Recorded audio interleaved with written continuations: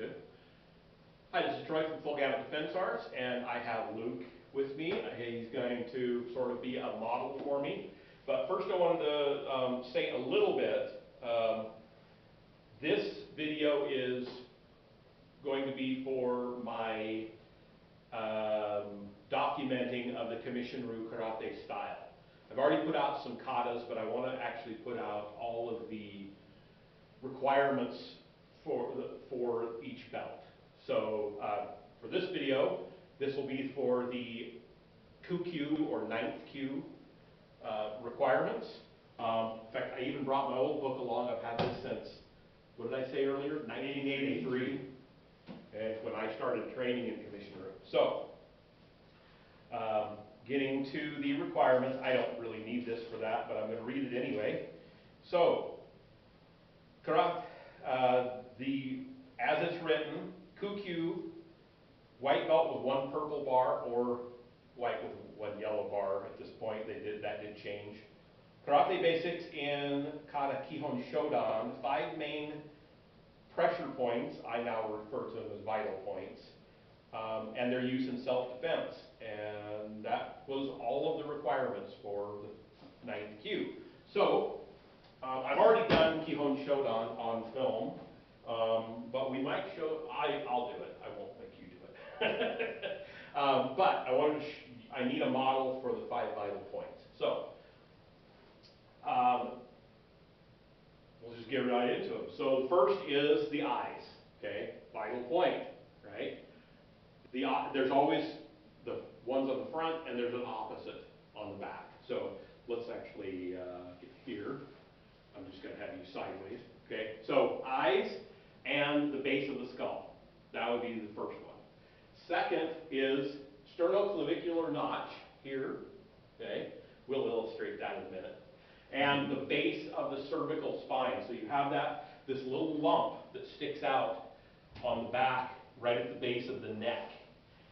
That is the bottom of the cervical spine, and that is a vital point. That you break that or damage it, that's part of what paralyzes people. So you got to be very careful of that one. Also be careful of this one. Next, we're coming down to the sternum, right? It's actually the xiphoid process. So it's not the sternum itself. There's a little piece of bone that sticks out the bottom of the sternum, okay? And for some reason, my memory is saying men have it, but women don't. But I may be wrong on that. But it's right there, and it is a very easy little piece of bone to break. Extremely painful. And that is part of why we actually punch with the 3/4 twist, because it fits so perfectly so that top knuckle catches the xiphoid. Okay, and then of course your opposite is the bottom of the thoracic spine, top of the lumbar. So you're right across from it, right in here. Okay. Next is the floating ribs, okay, which are right up in here.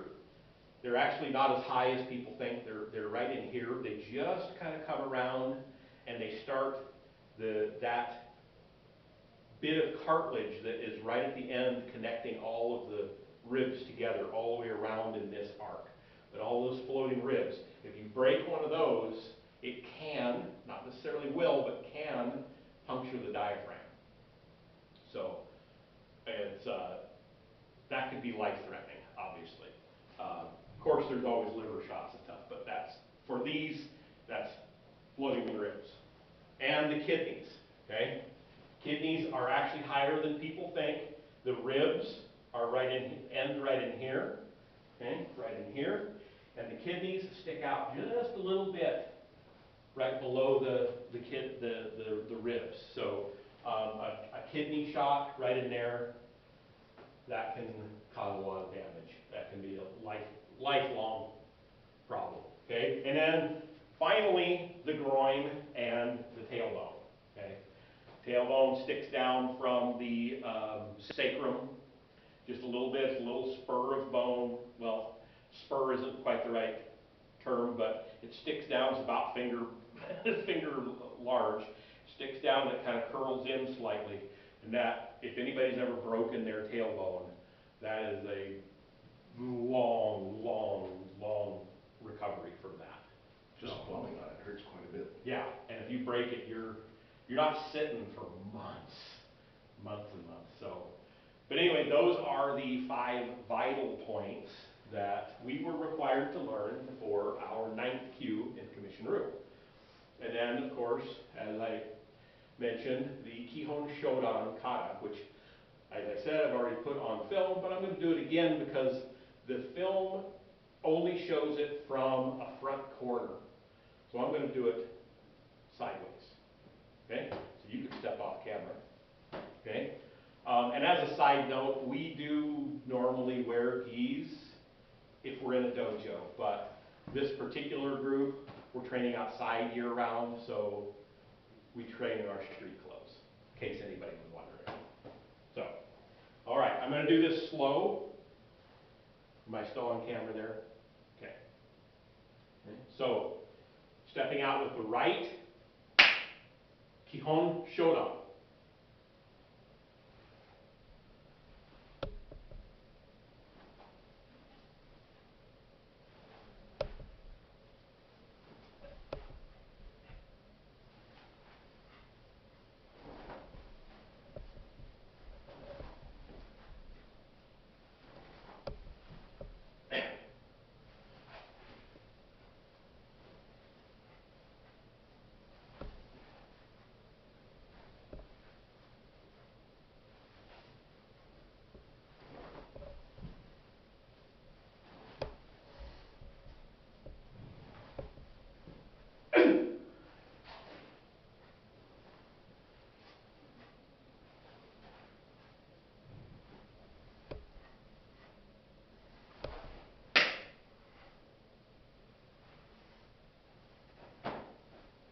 So you notice, before I made every turn, I looked both directions. It's a good habit to be in, so you're not blindly turning into an attack, right? I'd rather get hit here than and get cold cocked, right? So that is all the requirements for the 9th Q of Kamishin Ryu, as taught to me by Shihandai Carl Quigg. Thank you. Okay, so we've gone over the requirements except for one last thing. We begin and end every class in Kamishin Ryu with 2 bows that are recited. Usually the senior students or someone that the instructor chooses says the bow, and then they wait for the instructor to tell them to finish the bow. So we're going to demonstrate that, and then I'll tell you kind of a little interpretation of at least the first bow. So we're in class, we're all lined up, and Luke is going to say the first bow. To your God and to your country, Kyosukire. Great.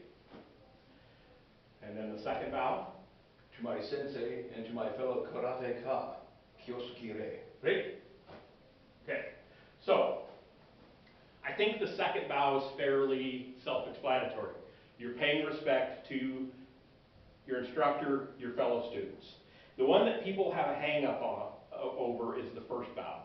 When I'm saying to your God and your country, Kyosukire, okay, which I know is a butchering of the pronunciation, but it's how we say it. They think that I'm somehow paying homage to your God or something, and that is not at all what it means. What it is I'm acknowledging that you and I may come from different countries and worship different gods, or be of different religions. You can say there's only one God, fine, but they have a different understanding of it. All I'm doing is saying, regardless of those differences, we can still train together respectfully. And there's nothing more to it than that. I'm not respecting your God, I'm not respecting your country, I'm just saying, you come from someplace else with different beliefs, let's train. I acknowledge that you might have a different set of beliefs than I do, but I respect you as a person, Exactly. and I want to train. And we're going to set that aside, along with our attitudes, and leave that outside the dojo off the mats, and we're gonna train together. And then we say it again at the end of the class, we bow before we leave.